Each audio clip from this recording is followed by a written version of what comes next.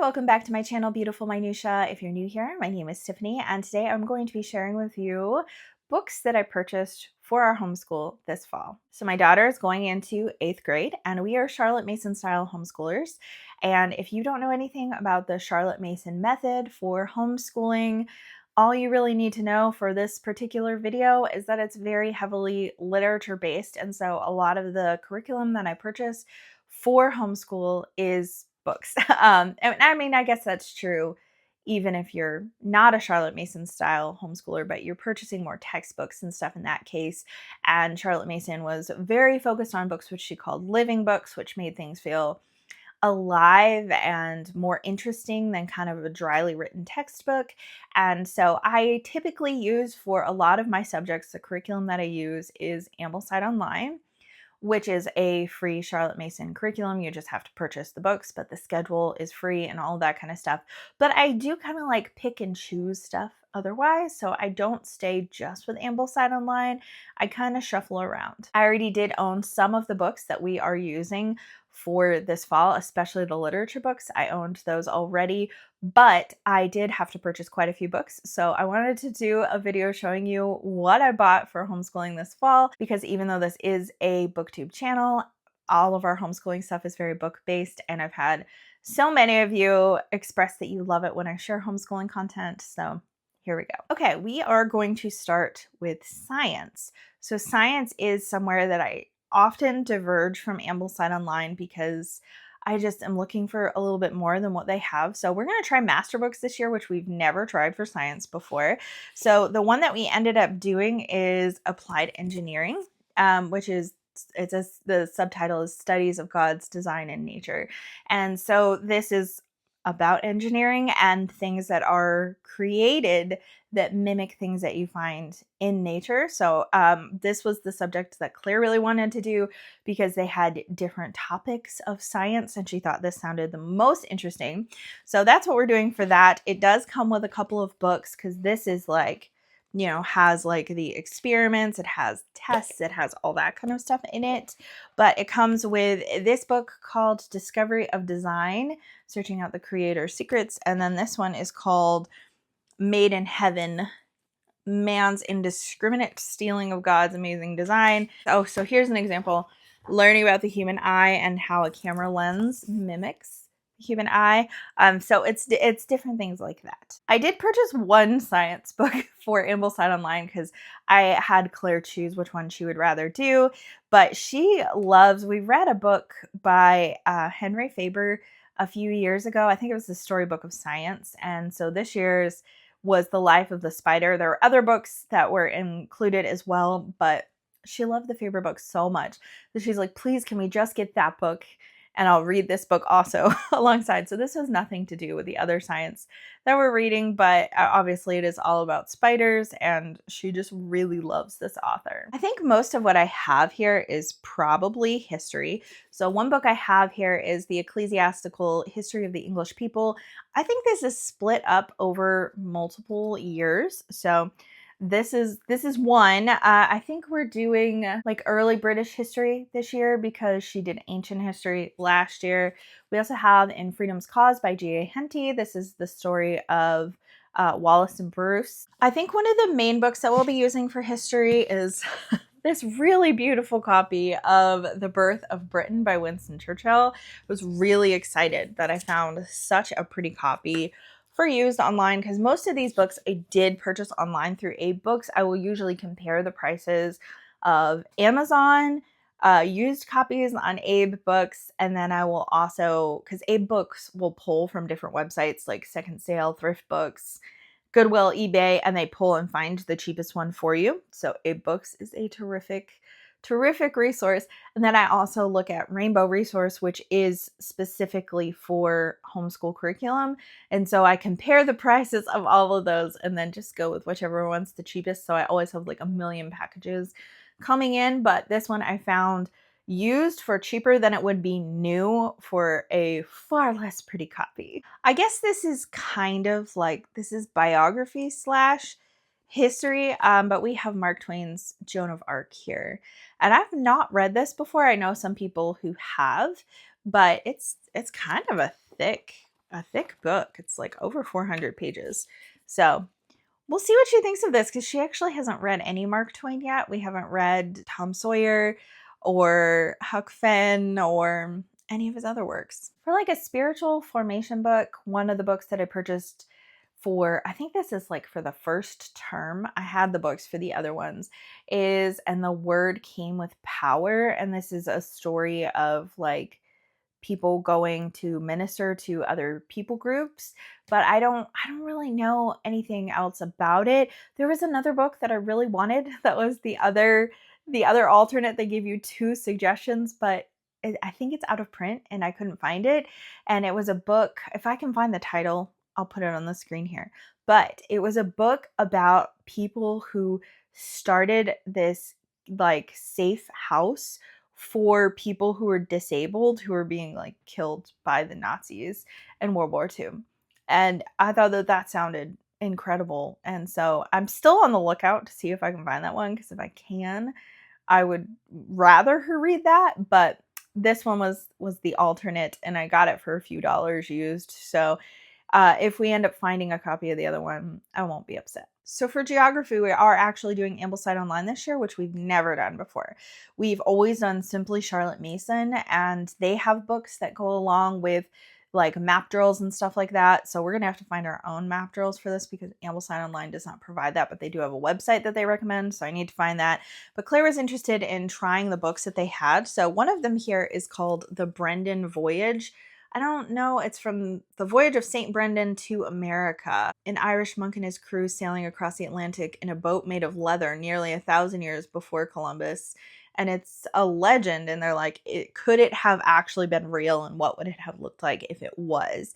So how it would work is to, read this book and then study maps and stuff that are kind of like alongside this. And then this book, How the Heather Looks, I think this was for geography, but now I'm questioning that, because it says a joyous journey to the British sources of children's books. And so maybe it has some traveling throughout the UK, but it talks about like the author, they like went and saw the childhood home of Robert Louis Stevenson in Edinburgh, in the Lake District, the farm that inspired Jemima Puddle Duck and Winnie the Pooh country. Mrs. Milne herself shows the way to that enchanted place on the top of the forest where little boy and his bear will always be playing. So like this sounds like so lovely anyway, and I've heard the writing is fantastic in this one. Most of the other books that I have here are for literature. So I found this amazing, huge Oxford Book of English Verse, and it's from 1250 to 1912, and it's so pretty. Under the Dust Jacket. I got this used, and it actually came to me from the UK. And this particular like edition, edited and chosen by this particular author, I think is not even in print anymore. So I was super excited to get this for a really reasonable price. And it's so pretty, but we like to read poetry together when we start our day. Every day we'll each read a poem. I also got H.E. Marshall's English Literature for Boys and Girls. I guess this is just like kind of an introduction to it. I don't know. We have like a lot of other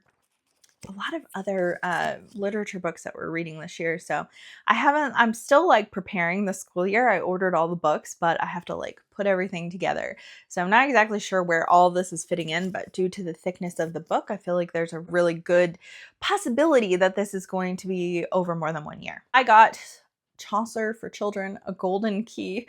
So I haven't read any Chaucer yet at all. So I feel like having something that is specifically laid out for children might help, although I think it has like the original, like, I don't know if that's in focus. If you can see that, it has like the original Old English with like the more modern words that would need to be replaced. And like, I think like on this side, it has more modern English. So I think that like gives exposure to Old English, because she's also reading Beowulf this year.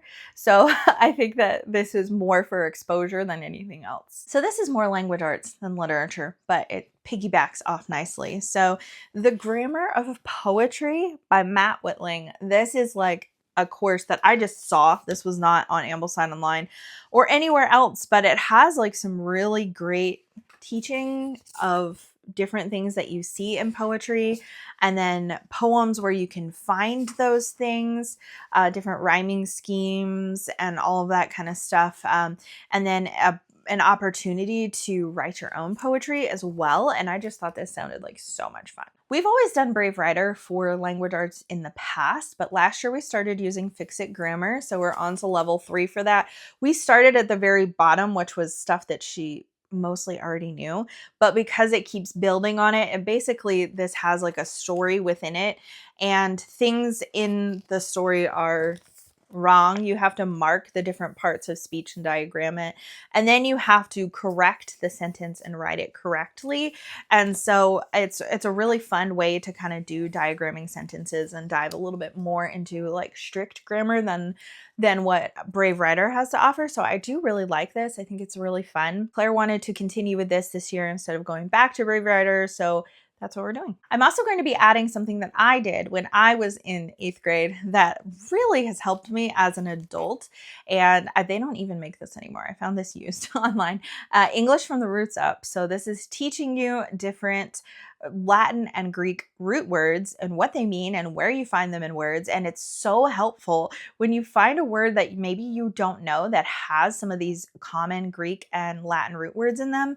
You're able to decipher the meaning of the word and actually know how to pronounce it. And so that doesn't mean I pronounce everything correctly, because I sure don't. That is a reader problem, that you read words in your head all the time, but you don't hear anyone actually say them, and then you say them and no one knows what you're saying at all. So this does not alleviate that problem entirely, but it does help. And then the last thing that I guess this kind of goes along with literature and language arts is the book How to Read a Book, which I've never read before.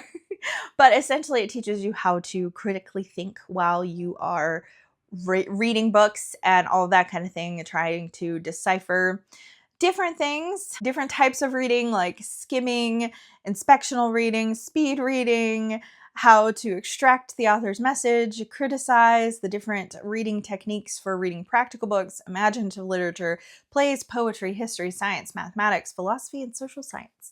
So it seems like it's a really practical book. I've heard that a lot of homeschoolers read this book in high school, and so I think that it's definitely going to be a very valuable one. The last 2 books that I have to share are quite miscellaneous.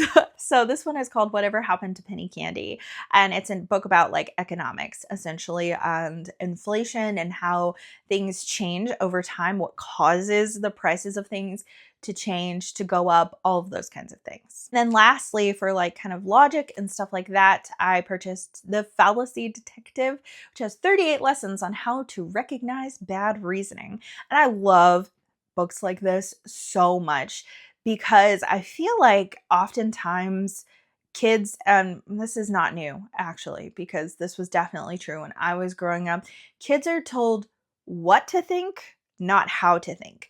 So they're told this is what's correct, this is how things are, and then they get out in the real world and they're confronted with people who have differing opinions to them and have different things to say. And this is true of any standpoint that you could possibly have.